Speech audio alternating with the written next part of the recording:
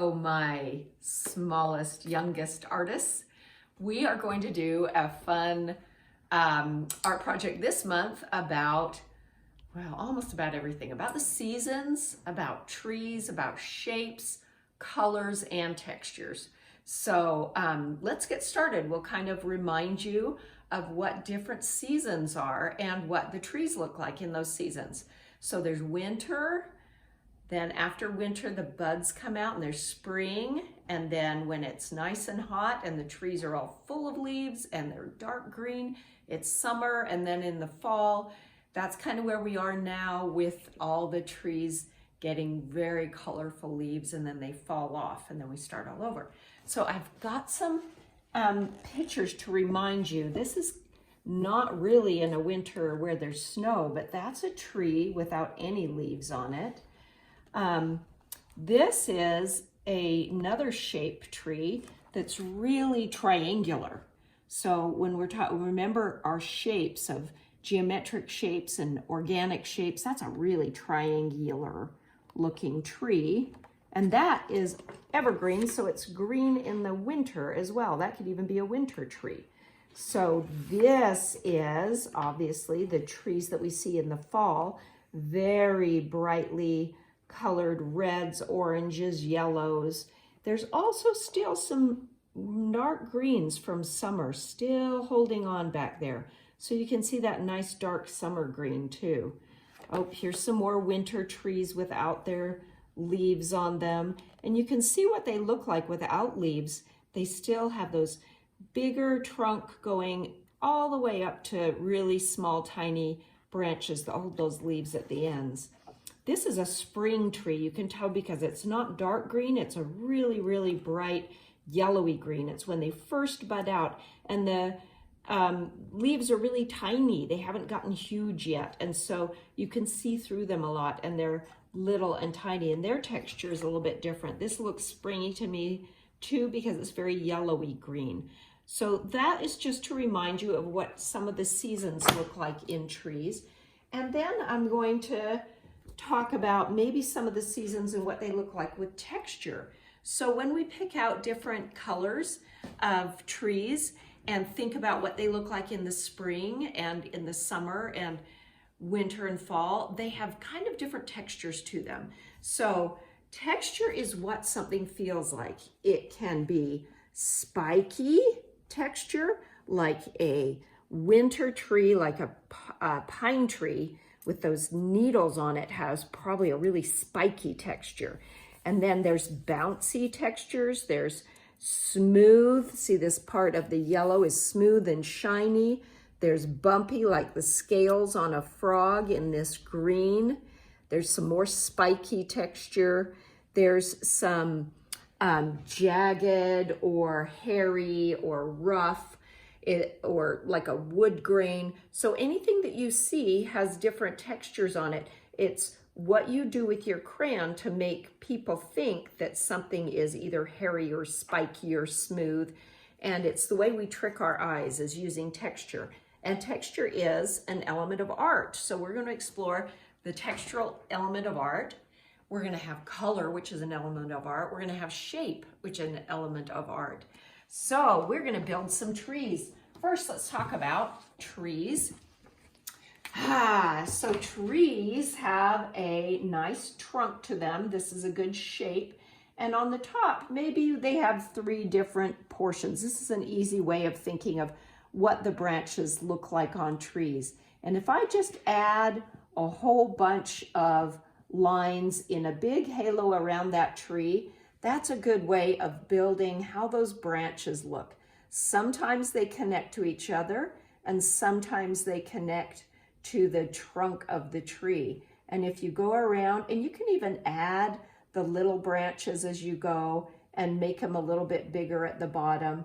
But if you take those little lines and connect them together back to that tree trunk, and that's where it gets its food from the ground and where the nourishment is, then that's more what a tree looks like. So a tree spreads all the way out. So that's one shape of a tree. Most trees are a little bit angular, circular. So they either a circle or an oval, and pine trees often are triangles. Not many trees are squares, but there are some that they're cut so that they are very square shaped. So the first thing we're going to do, we're going to build 4 trees for the different seasons. And I think we go to our, first we pick out our colors that mean those seasons. That's why I wanted you to see the seasons. So these are the colors I picked to be a summer tree. They're dark greens, there's a little dark yellow just to give it variation. And I'm gonna think about the texture with those colors. This is my fall colors. They're obviously reds and oranges, very bright. I might use a yellow in there too. These are my spring colors, very bright greens and lots of yellow.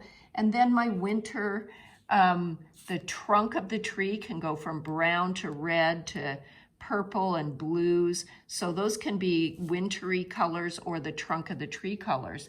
And I think for my winter tree, I'm going to use an evergreen tree, which is that triangle shape. And it always has a dark, nice green color to it. And if those greens, to get it really nice and dark, I'll use some blue in it too. So that'll be my Christmas tree, my evergreen tree, my pine tree. So we're gonna first come to our piece of paper and we'll we can either draw a line or you can just decide where the ground is. There's my horizon line. And I'm going to start with my summer tree, and he's going to be kind of round because they've all leafed out and they're wonderful.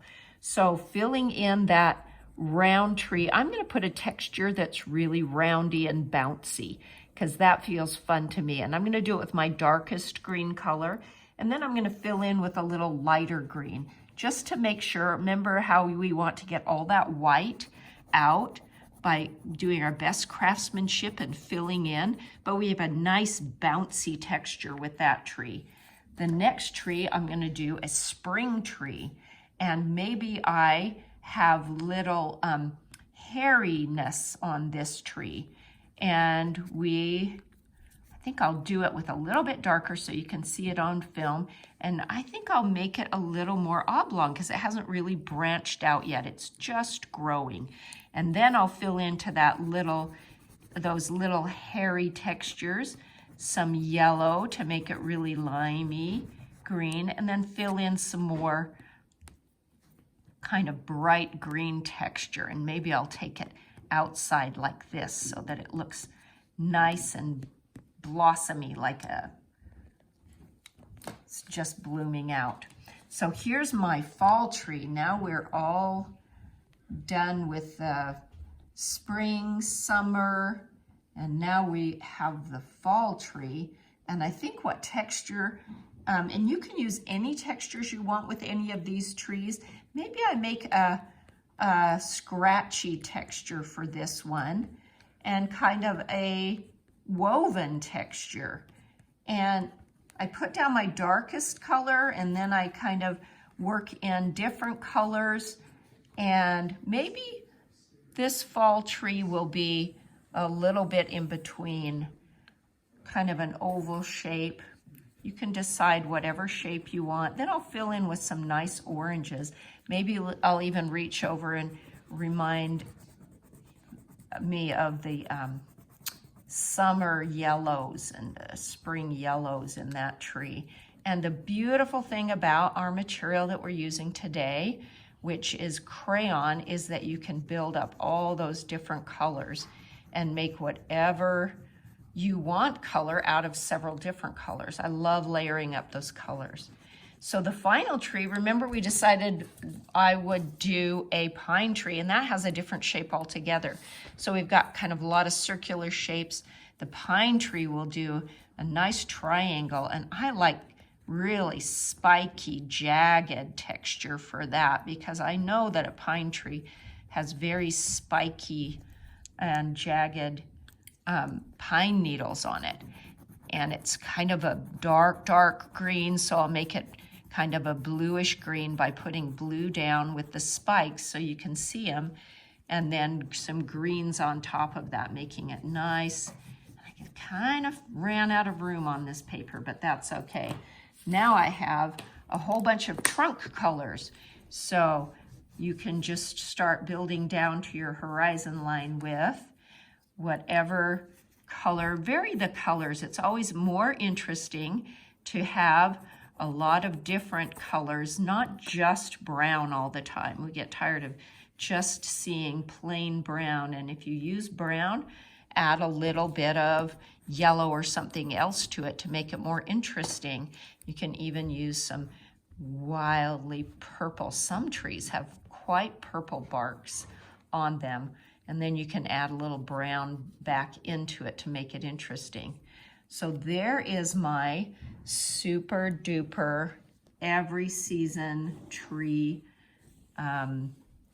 painting, drawing. And then you can go down and add all sorts of textures to the background. There's the sky, the horizon line separates the sky from the ground, and you can just keep working and adding as you want to, all different textures and all different colors of green or yellow or red to make a really interesting ground and really interesting sky to go with your trees. So I hope you have fun building the seasons, thinking about looking forward to winter and then again spring and then summer and fall, and what the trees look like, the textures of the trees and the shapes of the trees. So have fun with that, pick out some great colors, and I'll see you next time.